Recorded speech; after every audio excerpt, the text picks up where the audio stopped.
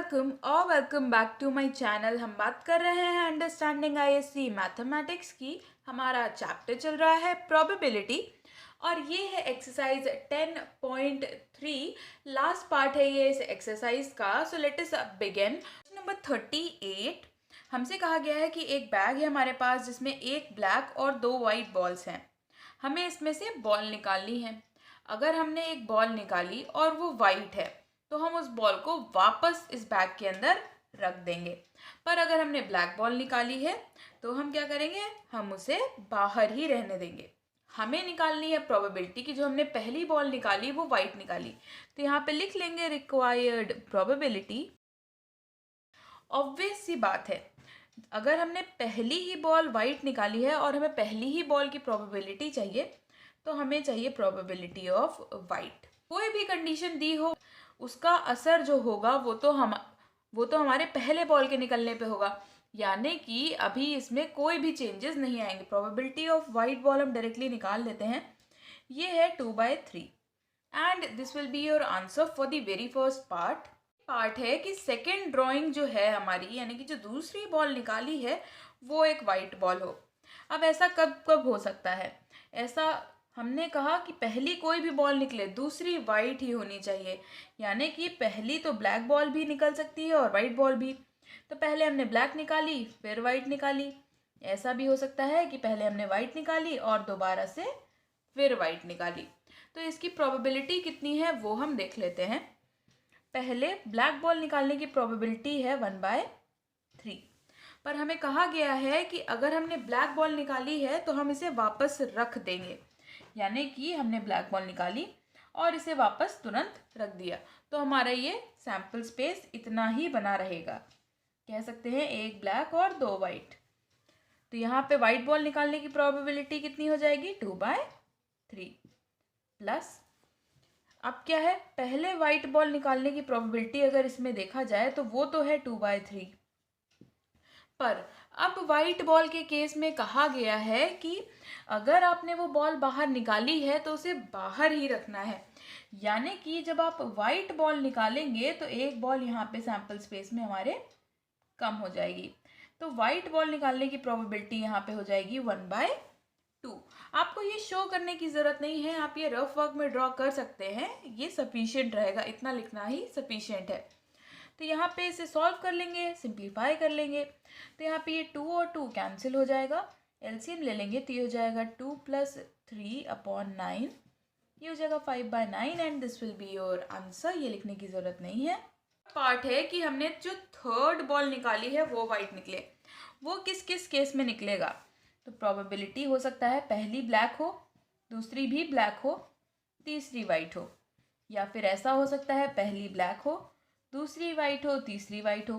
तो ये हो गया, पहला हमने ब्लैक फिक्स कर दिया, लास्ट तो हमारा वाइट फिक्स ही है, तो ये ब्लैक और वाइट। फिर ऐसा भी हो सकता है कि पहली वाइट निकली हो, दूसरी ब्लैक हो और लास्ट तो वाइट है ही।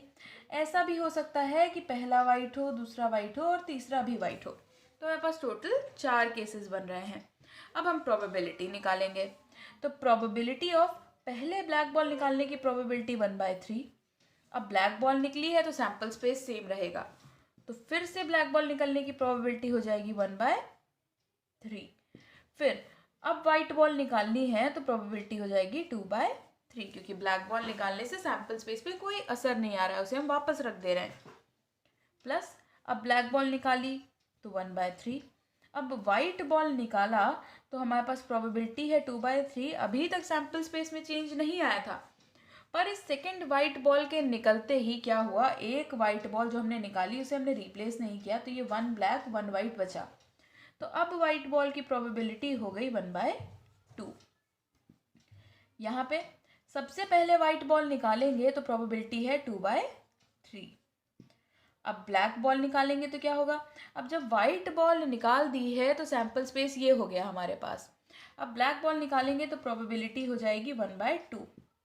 अब क्योंकि ब्लैक बॉल इसमें से निकाली तो हमारे पास क्या होगा, सैम्पल स्पेस में कोई चेंज नहीं आएगा, क्योंकि जो ब्लैक बॉल निकाली थी वो वापस भी रख दी है। तो वाइट बॉल की प्रोबेबिलिटी इसमें 1/2 प्लस वाइट बॉल निकालने की प्रोबेबिलिटी देखें इनिशियली तो 2/3। फिर एक और वाइट बॉल निकालने की अगर प्रोबेबिलिटी देखें, क्योंकि वाइट बॉल निकाली, अब उसे वापस तो रखा नहीं है, तो सैम्पल स्पेस ये हो जाएगा, इसकी प्रोबेबिलिटी 1/2। और उसके बाद अब एक वाइट बॉल निकल गई, अब जो बचेगा वो बचेगा सिर्फ 1 ब्लैक बॉल, क्योंकि अब तो एक भी वाइट बॉल नहीं बची, जो ये एक वाइट बॉल थी वो भी निकाल ली, तो यहाँ पे 0 वाइट बॉल, तो ये 0/2 भी लिख सकते हैं, 0/1 भी लिख सकते हैं, या सिर्फ 0 ही लिखेंगे यहाँ पे हम, क्योंकि एक भी वाइट बॉल नहीं बची। अब इसे हम कैलकुलेट कर लेते हैं। ये 2 और 2 कैंसिल हो जाएंगे हमारे यहाँ पे, ये तो वैसे भी पूरा टर्म 0 है, तो ये हो गया 2/27 + 1/9 + 1/6, और ये 0। एलसीएम ले लेंगे तो ये हो जाएगा 54, 4 + 6 + 9, तो ये हो गया 19/54, and this will be your answer. Number 39, हमारे पास एक बैग है जिसमें 4 white, sorry this is white, and जिसमें 4 वाइट और 2 ब्लैक बॉल्स हैं। एक दूसरा बैग है जिसमें 3 वाइट और 5 ब्लैक बॉल्स हैं। तो हमने इसे ए और बी नाम दे दिया है खुद से ही। हमने एक एक बॉल दोनों बैग से निकाला है। प्रोबेबिलिटी बतानी है कि दोनों ही वाइट है, तो रिक्वायर्ड प्रोबेबिलिटी कितनी होगी? प्रोबेबिलिटी हमें निकालनी है कि फर्स्ट बैग यानी कि ए बैग से भी वाइट निकली हो और बी बैग से भी वाइट निकली हो। अब दोनों में से बॉल्स निकालना इंडिपेंडेंट इवेंट है, तो यहाँ पे हम इसे सेपरेटली लिख सकते हैं इस तरह से। तो यहाँ पे प्रोबेबिलिटी कितनी हो जाएगी? अब कई जगह मैंने इसके बाद डायरेक्टली ही वैल्यूज पुट कर दी हैं, तो कोई इसमें प्रॉब्लम नहीं है। आप चाहें तो ऐसे सेपरेटली लिख सकते हैं, बता सकते हैं कि इंडिपेंडेंट इवेंट्स हैं जिसमें आपको ज़रूरी लगता है, बट एज सच ज़रूरी नहीं है, आप डायरेक्टली वैल्यूज़ भी पुट कर सकते हैं। तो ए बैग से वाइट बॉल निकालने की प्रोबेबिलिटी है हमारे पास 4/6, और बी बैग से वाइट बॉल निकालने की प्रोबेबिलिटी है 3/8। इसे सॉल्व कर ले तो ये कैंसिल हो जाएगा 1/2, ये भी 1/2, ये हो जाएगा 1/2 × 1/2 1/4, and this will be your answer for the first part. Second part similar है। अब की हमें प्रोबेबिलिटी निकालनी है कि दोनों ब्लैक बॉल्स हैं, तो कितना होगा? प्रोबेबिलिटी निकालनी है ब्लैक ए से भी निकली हो और ब्लैक बी बैग से भी निकला हो। तो ये भी इंडिपेंडेंट इवेंट्स होने वाले हैं, सेपरेटली मल्टीप्लाई करके मल्टीप्लिकेशन थ्योरम से लिख सकते हैं। ए बैग से ब्लैक बॉल निकालने की प्रोबेबिलिटी है हमारे पास 2/6, और बी बैग से ब्लैक बॉल निकालने की प्रोबेबिलिटी है 5/8। कैंसिल कर लें तो ये हो जाएगा 1/3, तो ये हो जाएगा 5/24, and this will be your answer for the second part. Third part है कि एक बॉल वाइट हो एक बॉल ब्लैक हो, तो रिक्वायर्ड प्रोबेबिलिटी हमारी क्या हो जाएगी? प्रोबेबिलिटी हो सकती है अब या तो ए बैग से वाइट निकला होगा या बी बैग से। अब ये तो हमें पता नहीं है कि किस बैग में वाइट निकाली बॉल और किस बैग से ब्लैक, तो दोनों की ही प्रोबेबिलिटी निकाल के उन्हें ऐड कर लेंगे। वाइट बॉल निकालने हम मान लेते हैं कि ए बैग से हमने वाइट बॉल निकाली, तो WA, और ब्लैक बॉल हमने निकाली बी बैग से। ऐसा भी हो सकता है कि वाइट हमने बी बैग से निकाली हो और ब्लैक हमने ए बैग से निकाली हो, तो ये हम दोनों केसेस लेके चलेंगे। अब ये इंडिपेंडेंट इवेंट्स हैं, तो इसे हम लिख सकते हैं कुछ इस तरह से।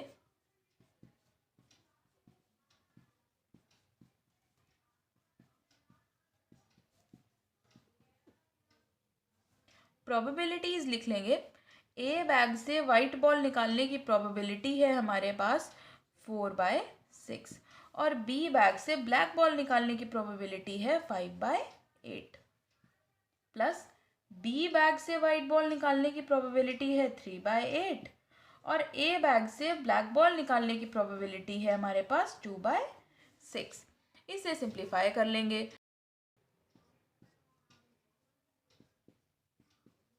तो ये हो जाएगा 10 + 3/24, ये हो गया 13/24, and this will be your answer. 40, हमारे पास एक बैग है जिसमें 2 ब्लैक, 4 वाइट और 3 रेड बॉल्स हैं। हमने एक एक करके बॉल्स निकाली हैं।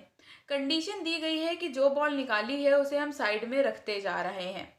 अब इसे हम समझ सकते हैं कि ये विदाउट रिप्लेसमेंट का केस है, क्योंकि जो बॉल निकाली उसे हम वापस रख तो रहे नहीं हैं, तो ये विदाउट रिप्लेसमेंट हुआ। हमें प्रोबेबिलिटी निकालनी है कि जितनी भी बॉल हमने निकाली उनका सीक्वेंस है 2 ब्लैक, 4 वाइट एंड 3 रेड। तो सीक्वेंस यहाँ पे लिख लेते हैं। प्रोबेबिलिटी निकालनी है कि पहले 2 ब्लैक निकली हो यानी कि बी और बी लिख लेते हैं, फिर 4 वाइट निकली हो यानी कि W W W and W, फिर हमने 3 रेड निकाली हैं तो यहाँ पे 3 बार आर लिख लेते हैं इस तरह से। तो ये हमें निकालना है। अब जो बॉल हम निकालते जा रहे हैं वो यहाँ से कम होती जाएगी क्योंकि हम रिप्लेस तो कर नहीं रहे हैं। तो प्रोबेबिलिटी लिखना शुरू करते हैं। पहली ब्लैक बॉल निकालने की probability 2 upon total number of balls है हमारे पास 9, तो ये 2/9। अब एक बॉल जो हमने यहाँ से ली थी वो हमने निकाल दी, ब्लैक बॉल जो निकल गई, अब 2 से यहाँ पे बचे 1। अब आप चाहें तो पेंसिल से कट करके लिखते जा सकते हैं। तो यहाँ पे कितना हो जाएगा, 2 में से 1 निकल गई, अब यहाँ पे बचा 1/8। अब क्या, अब ये भी चली गई बॉल क्योंकि ये तो निकल गई यानी कि ब्लैक बॉल्स खत्म हो गई। वाइट बॉल निकालने की हमारा सीक्वेंस क्या है, वाइट वाइट वाइट वाइट। तो यहाँ पे सबसे पहले जब आप वाइट बॉल निकालेंगे तो आपके पास प्रोबेबिलिटी होगी 4/7। फिर अब ये 4 से हो गई हमारे पास 3 क्योंकि जो निकाली वो हमने बाहर रख दी। अब जब वाइट बॉल की प्रोबेबिलिटी निकालेंगे तो ये हो जाएगा 3/6। ये जो वाइट बॉल निकाली फिर एक यहाँ पे कम हो जाएगा और ये प्रोसेस इसी तरह से चलता रहेगा।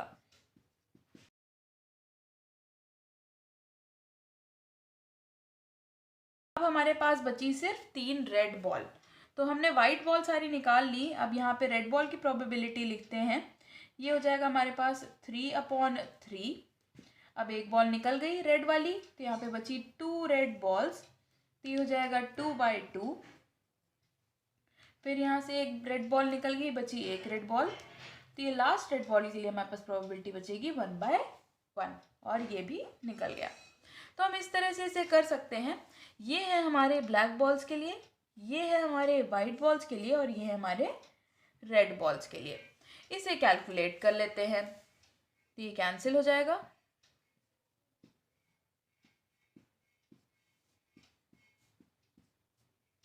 इसे हम सॉल्व करेंगे तो ये आ जाएगा 1/1260 and this will be your answer. Question number 41 और उसके बाद के सारे क्वेश्चंस बहुत ही इंटरेस्टिंग हैं तो देख लेते हैं। क्वेश्चन नंबर 41 कह रहा है कि a policeman fires 4 bullets on a dacoit, जो भी आप प्रोनाउंस करते हैं आप उसी के अकॉर्डिंग प्रोनाउंस कर सकते हैं। The probability that the dacoit will be killed by 1 bullet is 0.6, यानी कि एक बुलेट से उस डेकॉइट के किल होने की प्रोबेबिलिटी 0.6 है, यानी कि उसके अलाइव होने की, यानी कि या हम ये कह सकते हैं कि वो बुलेट मिस हो जाए या फिर उससे उसकी डेथ ना हो, किल ना हो, वो उसकी प्रोबेबिलिटी कितनी होगी। हम के यूज़ कर रहे हैं किल्ड के लिए तो के बार हो जाएगा अलाइव के लिए, तो ये हो जाएगा 1 माइनस प्रोबेबिलिटी ऑफ किल्ड, यानी कि 1 माइनस 0.6 0.4। पुलिसमैन ने 4 बुलेट फायर की, अब वो अलाइव रहे इसकी प्रोबेबिलिटी बतानी है। तो देखा जाए अगर एक तरीके से तो रिक्वायर्ड प्रोबेबिलिटी कहता है डेकॉइट को एक भी बुलेट ना लगे, एक भी बुलेट ऐसी ना लगे जिससे उसकी डेथ हो या किल हो जाए वो, तो हमें मिल जाएगा कि वो अभी भी अलाइव है। तो हम कह सकते हैं प्रोबेबिलिटी हमें निकालनी है के बार, पहला बुलेट से उसकी डेथ नहीं हुई, सेकेंड बुलेट से भी नहीं हुई, थर्ड से भी नहीं हुई और फोर्थ से भी नहीं हुई। तो ये प्रोबेबिलिटी हमें निकालनी है और हर बुलेट को फायर करना है अपने आप में एक इंडिपेंडेंट इवेंट है, तो उसे हम इस तरह मल्टीप्लिकेशन थ्योरम से लिख सकते हैं। सेपरेटली सारी वैल्यूज लिख लेंगे, 0.4 इंटू 0.4 इंटू 0.4 इंटू 0.4। इसे सॉल्व कर लेंगे, डेसिमल हटा लें तो यहाँ पे हो जाएगा 10, कैंसिल कर लेंगे तो ये हो जाएगा 2/5, ये सारी जगह पे हो जाएगा 2/5, ये हो जाएगा 16/625 and this will be your answer.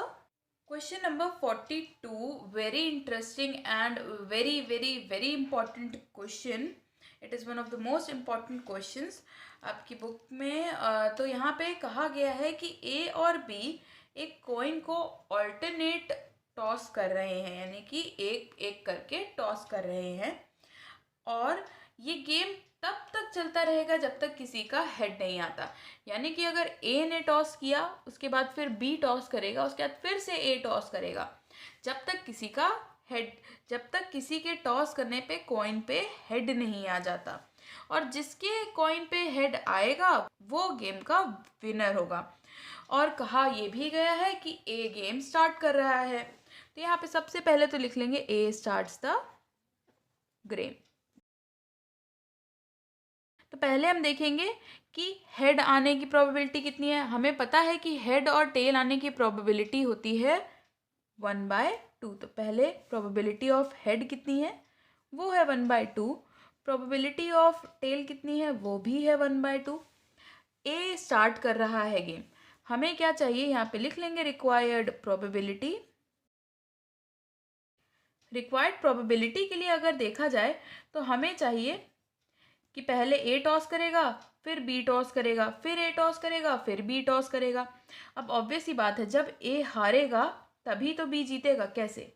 हमारा सीक्वेंस है A B A B A B and so on, ऐसा सीक्वेंस होगा जब तक किसी का हेड नहीं आ जाता। अगर ए का हेड आ जाएगा तो ए जीत जाएगा, तो यानी कि ए का टेल आना चाहिए और बी का हेड।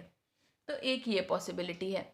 अब ऐसा भी हो सकता है कि पहले ए का टेल आया, बी का भी टेल आ जाए। अब फिर ए का हेड तो आ नहीं सकता, क्योंकि अगर ए के कॉइन पे हेड आ जाएगा तो ए जीत जाएगा, वो हमें नहीं चाहिए। यानी कि ए का टेल आए और बी का हेड आए, एक ये केस हो सकता है।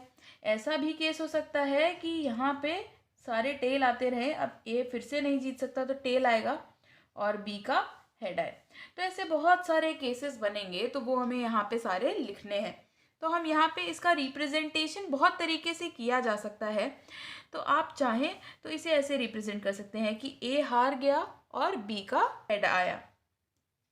तो ऐसा भी हो सकता है कि आप यहाँ पे लिखें ए बार, यानी कि इसका टेल आया, इसका हेड आया, प्लस प्रोबेबिलिटी कि ए का भी टेल आया, बी का भी टेल आया, फिर ए का टेल आया और बी का हेड आया, कि बी विन कर गया। इस तरह से आप लिख सकते हैं। अगर आप चाहें तो इसका रिप्रेजेंटेशन इस तरह से भी किया जा सकता है कि पहले पे टेल आया, फिर दूसरे पे हेड आया। और यहाँ पे ऐसा भी कर सकते हैं कि पहले 3 चांसेस में टेल आया, चौथे में हेड आया। इसी तरह से आप लिखते रहे एंड सो ऑन। हमें नहीं पता ये कहाँ तक जाएगा, इसलिए हम सो ऑन लिख देंगे। अब यहाँ पे इतना आपने लिख लिया, ये लिखने की आपको ज़रूरत नहीं है, ये सिर्फ एक्सप्लेनेशन के लिए था। यहाँ पे अब हम प्रोबेबिलिटीज़ लिखेंगे। सारे इंडिपेंडेंट इवेंट है, आप जितनी भी बार कॉइन टॉस करेंगे वो इंडिपेंडेंट होने वाला है। तो यहाँ पे लिखेंगे प्रोबेबिलिटी, टेल आने की प्रोबेबिलिटी हाफ, हेड आने की भी हाफ, प्लस यहाँ पे भी टेल आने की हाफ, फिर से टेल आने की हाफ, फिर से टेल की हाफ, और यहाँ पे हेड की भी हाफ। तो इसी तरह से यहाँ पे लिख लेंगे। अब इसे सॉल्व कैसे करेंगे? यहाँ पे आप देख सकते हैं ये लिखा है 2² प्लस ये 2⁴, यहाँ पे 2⁶ एंड सो ऑन। तो यहाँ पे हम 1/2² कॉमन ले लें, तो यहाँ पे बचेगा 1/1 plus 1/2² plus 1/2⁴ and so on. इस तरह से बचेंगे बहुत सारे हमारे पास यहाँ पे। अब आप अगर ध्यान से देखें तो इसको सॉल्व करने के लिए आपको एक चीज़ आनी चाहिए, एक चैप्टर आना चाहिए जो आपने पिछले साल या 10th में पढ़ा होगा। वो है arithmetic and geometric progression. Basically यहाँ पे हम ज्योमेट्रिक प्रोग्रेशन यूज़ करने वाले हैं। तो यहाँ पे हम फॉर्मूला जो यूज़ करेंगे, सम ऑफ इन्फिनाइट टर्म्स या sum for infinite terms in GP, ये होता है a/1 - r। वो ही हम यहाँ पे यूज़ करने वाले हैं। हमारे पास यहाँ पे कॉमन रेशियो जो है वो यहाँ पे लिख लेते हैं। हेयर a = 1, a है हमारा फर्स्ट टर्म और कॉमन रेशियो है हमारा दिस अपॉन दिस या फिर दिस अपॉन दिस। अगर ये रेशियो सेम रहता है तो हम कहते हैं कि ये ज्योमेट्रिक प्रोग्रेशन है, जीपी है। तो ये है हमारे पास 1/2² या फिर हम कह सकते हैं 1/4। ये इसमें पुट कर देंगे तो ब्रैकेट में हो जाएगा 1/1 - 4। हो जाएगा 1/4, 1 इसे सॉल्व करेंगे हो जाएगा 3/4, ये 4 और 4 कैंसिल हो जाएगा, यहाँ पे आएगा 1/3 and this will be your answer. Question number 43, हमारे पास हमसे क्वेश्चन में कहा है कि दो एरोप्लेन हैं, एरोप्लेन 1 एंड 2, वो सक्सेसिवली क्या कर रहे हैं, एक टारगेट को हिट कर रहे हैं। हमें प्रोबेबिलिटी दी गई है कि जो दोनों एरोप्लेन है 1 एंड 2 वो टारगेट को एक्यूरेटली हिट करें, उसकी ये प्रोबेबिलिटी है 0.3 और 0.2। तो वो टारगेट को मिस कर दें, इसकी प्रोबेबिलिटी हमने 1 में से माइनस करके निकाल ली है दोनों एरोप्लेन्स की। हमें एक चीज़ और कही गई है कि सेकेंड प्लेन जो है ये तभी अपने टारगेट को हिट करेगा जब पहला वाला जो है ये मिस कर दे। तो ये इनडायरेक्टली हमसे कह दिया गया है कि जैसा हमने पिछले क्वेश्चन में किया था उसी की तरह से हमें ये तो पहली बात करना है, पर लेकिन इसमें हमें इनडायरेक्टली ये कह दिया गया है कि सबसे पहले 1 ने ही हिट किया होगा, क्योंकि जब 1 मिस करेगा तभी सेकेंड हिट करेगा। तो ऑब्वियस हो गया कि एरोप्लेन 1 को ही पहले अपना टारगेट हिट करना है और वो मिस करेगा तभी सेकेंड हिट करेगा। और प्रोबेबिलिटी इस बात की निकालनी है कि सेकेंड ने टारगेट को हिट किया है, इसका मतलब है पहला टारगेट मिस कर दे और सेकेंड हिट कर दे। पर अब उन्होंने ये तो बताया नहीं है कि कितनी बार फर्स्ट या सेकेंड ने मिस किया। अब ऐसा भी हो सकता है कि पहले ने मिस कर दिया हो और सेकेंड से भी मिस हो जाए, फिर पहला फिर से मिस करेगा तब जाके सेकेंड हिट करेगा। तो यहाँ पे इसी तरह से ये प्रोबेबिलिटीज चलती रहेंगी।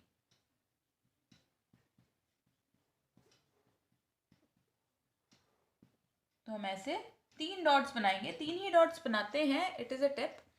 तो यहाँ पे क्या होगा, इस तरह से बहुत सारे प्रोबेबिलिटीज़ आती रहेंगी, बहुत सारी प्रोबेबिलिटीज़ होंगी, हमको सारी लिखने की ज़रूरत नहीं है, हम इसे जीपी से सॉल्व कर लेंगे। तो यहाँ पे वैल्यूज़ पुट कर लेते हैं। पहले के मिस होने के चांसेस हैं 0.7, दूसरे के हिट करने के चांसेस हैं 0.2। पहला मिस करे दूसरा मिस करे तो 0.7 इंटू 0.8 इंटू पहला फिर से मिस कर दे तो 0.7, अब की दूसरा हिट करे तो 0.2 प्लस पहला मिस करे दूसरा मिस करे, फिर से पहला और दूसरा मिस कर दें, फिर पहला मिस करे और दूसरा हिट करे। इस तरह से बहुत सारे और प्रोबेबिलिटीज़। देखते हैं क्या क्या कॉमन ले सकते हैं। यहाँ पे अगर हम देखें तो एक 0.7 और एक 0.2 सब में है, तो इसे हम कॉमन ले सकते हैं। कॉमन ले लेंगे 0.14 इसे लिखेंगे तो यहाँ पे हो जाएगा 1 प्लस ये 0.7 और 0.2 हमने कॉमन ले लिया, यहाँ पे ये पोर्शन बचेगा, ये है 0.56 प्लस यहाँ पे 0.7 0.2 कॉमन ले लिया तो यहाँ पे 0.7 इंटू 0.8 है, ये 2 बार है, यानी कि 0.56 का स्क्वायर। इस तरह से बहुत सारी वैल्यूज़। ये बन गया फिर से जीपी। तो यहाँ पे हम डायरेक्टली जीपी का फॉर्मूला लगा लेंगे। जीपी का फॉर्मूला अभी हमने पिछले उसमें ही देखा कि सम होता है हमारा a/1 - r। ये इन्फिनाइट टर्म्स के लिए होता है और फाइनाइट टर्म्स के लिए अलग फॉर्मूले होते हैं, वो जब आपने एपीजीपी पढ़ा होगा तब देखा होगा। तो यहाँ पे वैल्यू पुट करेंगे, फर्स्ट टर्म है 1 तो a की जगह 1, 1 माइनस r की वैल्यू है 0.56, तो ये हो जाएगा 0.14 अपॉन 0.44। डेसिमल हटा देंगे, कैंसिल कर लेंगे, तो ये हो जाएगा 7/22 and this will be your answer. Question number 44, एक हॉकी का मैच था जिसमें 2 टीम्स थी ए और बी, दोनों ने सेम नंबर ऑफ गोल्स किए। तो विनर डिसाइड करने के लिए रेफरी ने ये सोचा कि एक डाइस दे देते हैं और उस डाइस को थ्रो कराएंगे। जिस भी कैप्टन के डाइस में 6 पहले आएगा उसे विनर डिक्लेयर किया जाएगा। तो रेफरी ने कहा कि पहले टीम ए का कैप्टन जो है वो हमारा डाइस रोल करेगा। तो इतनी चीज़ उसमें दी हुई है, तो 6 लाने की प्रोबेबिलिटी जो होगी वो ए और बी की ऑब्वियसली सेम होगी, 1/6। फर्स्ट थ्रो की बात है ये, जब वो पहली बार थ्रो करेंगे या रैंडमली कभी भी थ्रो करेंगे तो 1/6 चांस है कि उनका 6 आए, और उसके बाद उनके 6 ना आने की प्रोबेबिलिटी कितनी होगी, 1 में से माइनस कर दें तो ये 5/6। तो इसे हमने इस तरह से लिखा है जैसे हमने हेड टेल का क्वेश्चन किया था और कुछ कुछ उसी तरीके से है। अब पहले ए ने थ्रो किया, हमें प्रोबेबिलिटी निकालनी है कि ए के जीतने की कितनी प्रोबेबिलिटी होगी और बी के जीतने की प्रोबेबिलिटी कितनी होगी। हमें दोनों की ही प्रोबेबिलिटी निकालनी है। तो रिक्वायर्ड प्रोबेबिलिटी लिख लेते हैं यहाँ पे ए विंस। ए के जीतने की प्रोबेबिलिटी निकालते हैं। ए कब कब जीतेगा, या तो ए का फर्स्ट चांस में ही 6 आ जाए, या तो ए का अगर फर्स्ट चांस में 6 नहीं आया है तो बी का भी ना आए, क्योंकि अगर बी का 6 आ जाएगा तो बी जीत जाएगा। फिर ए का आ जाए, या फिर ना ए का आए ना बी का आए, फिर ए का भी ना आए बी का भी 6 ना आए, पर फिर 5th टाइम में उसका आ जाए, या फिर कह सकते हैं ए के 3rd टाइम में उसका आ जाए। इस तरह से बहुत सारे केसेस बनेंगे। तो ये हो गया। इसके बाद हमें क्या करना है, वैल्यूज पुट करनी है। तो यहाँ पे पुट कर लेते हैं। ए के जीतने की प्रोबेबिलिटी अभी हम निकाल रहे हैं पहले।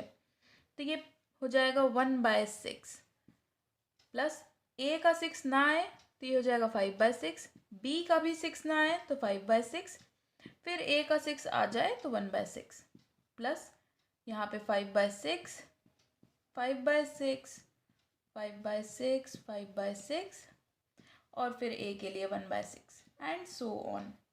यहाँ पे भी हम जीपी यूज़ करने वाले हैं, पर उससे पहले हम क्या करेंगे, 1/6 को कॉमन ले सकते हैं। तो ये जाएगा 1 + 5/6 whole square plus 5/6 to the power 4 and so on. तो यहाँ पे हम जीपी यूज़ करेंगे। तो ये जाएगा 1/6, फॉर्मूला अब तक हमें पता ही चल चुका है, A/1 - R। R की वैल्यू है 5/6 का होल स्क्वायर यानी कि 25/36। तो ये हो जाएगा 1/6। इस 36 को एलसीएम लिया तो ये 36 ऊपर जाएगा और 36 - 25 हो जाएगा 11। कैंसिल करेंगे तो A के जीतने की प्रोबेबिलिटी आ गई 6/11। तो ये तो हमारी पहली प्रोबेबिलिटी आ जाएगी। यहाँ पे निकालेंगे probability of B wins. B के जीतने की प्रोबेबिलिटी कितनी होगी। अब 1 में से, टोटल में से अगर A के जीतने की प्रोबेबिलिटी हटा दें तो ऑब्वियस सी बात है हमें जो प्रोबेबिलिटी मिलेगी वो B के जीतने की होगी। तो इसे हम डायरेक्टली निकाल लेंगे। ये हो जाएगा 1 - 6/11, ये हो जाएगा 5/11। ये दोनों हो गए हमारे आंसर। हमसे एक और क्वेश्चन पूछा गया है कि क्या रेफरी का डिसीजन जो था वो फेयर था या नहीं था। अब ऑब्वियस सी बात है कि जब दोनों टीम के जीतने की प्रोबेबिलिटी अलग अलग है तो डिसीजन फेयर कैसे हो सकता है। अब ये क्लियरली बता रहा है कि ए टीम के जीतने की प्रोबेबिलिटी 6/11 है और बी टीम के जीतने की प्रोबेबिलिटी 5/11 है, यानी कि ज़्यादा चांसेस हैं कि ए जीते और कम चांसेस हैं कि बी जीते। इसलिए the decision of referee was not fair as the possibility और probability of winning of A and B team is different. Question number 45, Aman और भुवन ने एक पेयर ऑफ डाइस थ्रो किया है। पहले हम निकाल लेते हैं कि सम ऑफ 8 आने की प्रोबेबिलिटी कितनी होगी, उसके बाद क्वेश्चन डिस्कस करेंगे। सम ऑफ 8 के लिए बहुत सारे क्वेश्चन हम इनिशियली कर चुके हैं, क्योंकि अब पेयर ऑफ डाइस फेंका गया है यानी कि 2 डाइस फेंके गए हैं। सम 8 आना चाहिए तो क्या करेंगे, 1 के साथ 7 का एक पेयर बन सकता है कि सम 8 आए, लेकिन 7 तो होता नहीं है डाइस पे, यानी कि 2 से स्टार्ट करेंगे, 2,6। अब 2,6 आते ही आपको क्या करना है, बिना सोचे समझे इसको बढ़ाते जाइए और इसको घटाते जाइए। तो ये 2 6 था तो ये हो जाएगा 3 5, फिर ये हो जाएगा 4 और 4, 5 और 3 और यहाँ पे 6 और 2। अब 7 और 1 हो ही नहीं सकता इसलिए वो लिखेंगे नहीं, ये तो कॉमन सेंस है। तो ये आ गया सम ऑफ 8। तो प्रोबेबिलिटी कि अमन जीते यानी कि अमन का 8 आए फर्स्ट थ्रो में, या फिर प्रोबेबिलिटी कि भुवन का 8 आए, ये कितनी है 1 2 3 4 5, 5 upon total number of observation कितने होंगे हमारे 36 होंगे। बहुत सारे केसेस कर चुके हैं, अब तो ये बहुत इजी हो गया है। तो ये 5/36। इसी तरह अमन और भुवन दोनों के ही सम 8 ना आए, इसकी प्रोबेबिलिटी कितनी होगी, इसको हम 1 से माइनस करके इजीली निकाल सकते हैं। तो 1 - 5/36 हो जाएगा 31/36। हमें दोनों के जीतने की प्रोबेबिलिटी निकालनी है कि हमें एक बार निकालना है कि अमन जब जीतेगा तो क्या प्रोबेबिलिटी होगी, एक बार ये निकालना है कि भुवन जब जीतेगा तो प्रोबेबिलिटी क्या होगी। कंडीशन दी है कि अमन गेम स्टार्ट कर रहा है, तो यहाँ पे रिक्वायर्ड प्रोबेबिलिटी लिख लेंगे। तो पहले हम निकाल रहे हैं प्रोबेबिलिटी कि अमन विंस। तो ये कितना होगा, अमन कब जीतेगा, या तो अमन स्टार्ट कर रहा है, अमन का फर्स्ट थ्रो में ही सम ऑफ 8 आ जाए, या फिर अगर फर्स्ट थ्रो में अमन का नहीं आया है तो सेकंड में भुवन का भी ना आए और फिर थर्ड में अमन का आ जाए। इस तरह से हम सारी कंडीशंस लिख लेंगे। सारी तो पॉसिबल नहीं है क्योंकि बहुत सारे कंडीशंस बनने वाले हैं इसमें, तो हम इसमें ऐसे सो ऑन डॉट रिप्रेजेंट कर देंगे। तो यहाँ पे इसमें प्रोबेबिलिटीज लिख लेते हैं। अमन के लिए हो जाएगा 5/36 प्लस ये हो जाएगा 31/36, यहाँ पे भी 31/36, ए और बी अमन और भुवन दोनों के ना जीतने का। फिर अमन के सम ऑफ 8 आने की प्रोबेबिलिटी कितनी है, 5/36। इसी तरह वैल्यूज लिख लेंगे एंड सो ऑन। इसे सिंप्लीफाई करने के लिए हम वही जीपी यूज़ करने वाले हैं, लेकिन उससे पहले 5/36 को कॉमन ले लेंगे। तो ये हो जाएगा 1 + 31/36 whole square plus 31/36 to the power 4 and so on. यहाँ पे जीपी लगाएंगे, ये हो जाएगा 5/36 a/1 माइनस r 31/36 का होल स्क्वायर। अब इसको चाहे तो आप कैलकुलेटर से सॉल्व कर सकते हैं, बट इसको एक इजी वे से कैसे सॉल्व कर सकते हैं जो कैलकुलेटर नहीं यूज़ करना चाहते हैं, वो क्या करेंगे, ये हो जाएगा 5/36, ये है 36 स्क्वायर माइनस 31 स्क्वायर और ये 36 स्क्वायर यहाँ पे, तो ये 36 whole square minus 31 whole square, ये 36 और ये पावर कैंसिल हो गया। अब यहाँ पे आपको क्या करना है, ये है a square minus b square, तो इसे हम यहाँ पे लिख सकते हैं 5 × 36/36 माइनस 31 और ये 36 + 31।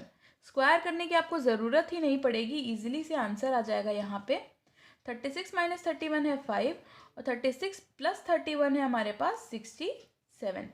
ये 5 और 5 कैंसिल हो गया, ये हो गया 36/67 and this will be your answer कि अमन जीते।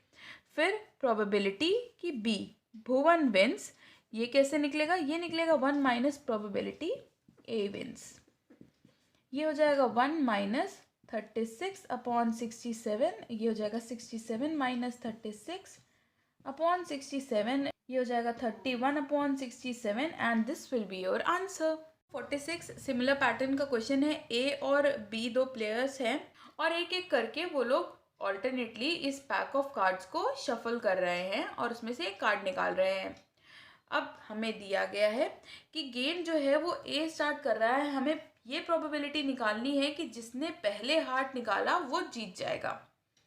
तो यहाँ पे पहले तो हमें निकालना है कि हार्ट आने की प्रोबेबिलिटी कितनी है रैंडमली किसी भी ओकेजन में। तो हमारे पास 13 हार्ट्स होते हैं, जिसमें आउट ऑफ कितना 52, टोटल 52 में से 13 कार्ड्स हार्ट्स के होते हैं, यानी कि हार्ट निकालने की प्रोबेबिलिटी है 1/4। तो अगर देखा जाए तो प्रोबेबिलिटी कि ए हार्ट निकाले या फिर बी हार्ट निकाले ये है 1/4। कितनी चांस में निकलेगा ये अभी हमें नहीं पता है। अब हार्ट ना आए ये भी हमें पता होना चाहिए। ऐसे बहुत क्वेश्चन कर लिए हैं। अब हमने ए बार और बी बार की वैल्यू 1 माइनस करके हम निकाल सकते हैं। ये हो जाएगा 3/4। रिक्वायर्ड प्रोबेबिलिटी निकालनी है। ए और बी दोनों के जीतने की हमें प्रोबेबिलिटी बतानी है। तो पहले निकाल लेते हैं कि ए विंस। ए ही गेम स्टार्ट कर रहा है, तो ऐसा हो सकता है कि जब ए स्टार्ट करे और उसी टर्न में हार्ट आ जाए तो पी ए प्लस। ऐसा भी हो सकता है कि पहले में हार्ट ना निकले, अब ए को ही क्योंकि जिताना है तो बी के में भी हार्ट नहीं आना चाहिए, फिर थर्ड में ऐसा हो सकता है कि ए के में हार्ट निकले। ऐसा भी हो सकता है कि इन दोनों बारी में ना ए का निकले ना बी का निकले, पर जब थर्ड टाइम हो तब ए का हार्ट आ जाए। इस तरह से बहुत सारे केसेस बनेंगे। तो हम उसे डॉट से लिख देते हैं। प्रोबेबिलिटीज लिख लेते हैं सेपरेटली। ए के हार्ट आने की प्रोबेबिलिटी है 1/4। ए के हार्ट ना आए तो 3/4, बी का भी 3/4 और ए का 1/4। इसी तरह यहाँ पे भी प्रोबेबिलिटीज लिख लेंगे एंड सो ऑन। यहाँ पे हम 1/4 को कॉमन ले सकते हैं, तो ये हो जाएगा 1 + 3/4 whole square plus 3/4 to the power 4 and so on. यहाँ पे हम लगाएंगे GP, तो ये हो जाएगा 1/4, ये हो जाएगा 1 अपॉन, ये है A upon 1 minus R, R है common ratio, this upon this, ये हो जाएगा 9/16। सॉल्व कर लेंगे 1/4, ये जाएगा 16, ये एलसीएम लेके ऊपर गया, 16 - 9 7, कैंसिल करेंगे तो ये आ जाएगा 4/7। ये आई प्रोबेबिलिटी ए के जीतने की। यहाँ पे निकालेंगे प्रोबेबिलिटी कि बी विंस। अब बी तभी जीतेगा जब ए ना जीते, यानी कि ए के जीतने की प्रोबेबिलिटी अगर हम 1 में से माइनस कर दें तो हमें बी के जीतने की प्रोबेबिलिटी मिल जाएगी। वो होगी 1 - 4/7, या फिर हम कह सकते हैं 3/7, and this will be your answer. Question number 47, बहुत ही अच्छा क्वेश्चन है ये भी। ए और बी एक पेयर ऑफ डाइस थ्रो कर रहे हैं ऑल्टरनेटिवली।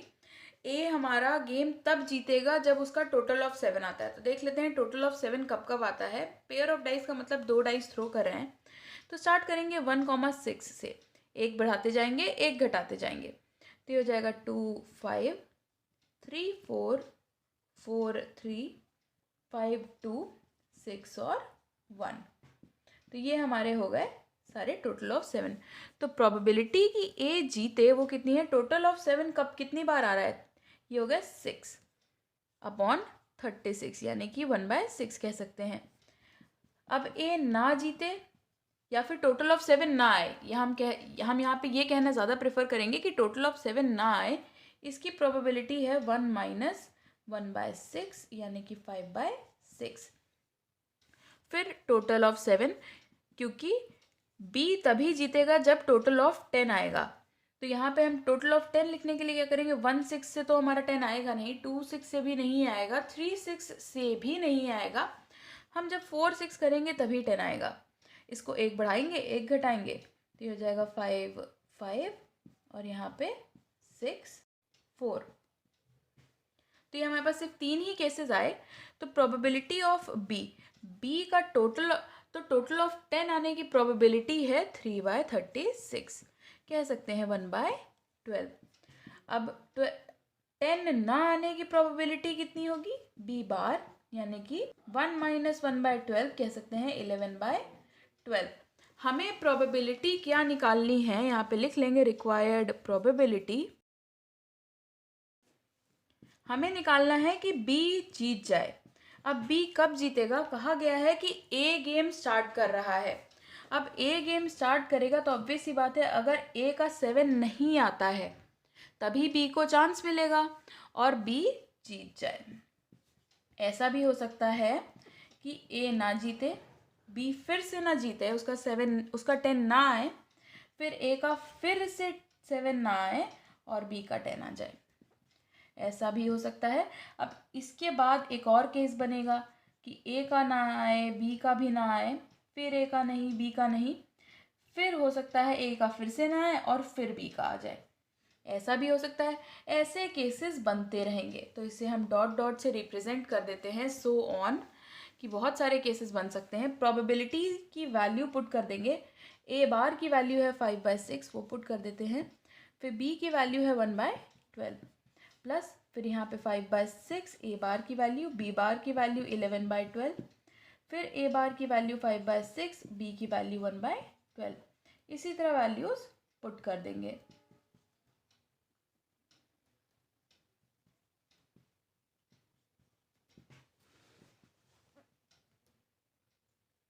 यहाँ पे 5/6 और 1/12 को कॉमन ले लेंगे, तो यहाँ पे बचेगा 1 प्लस ये 5/6 1/12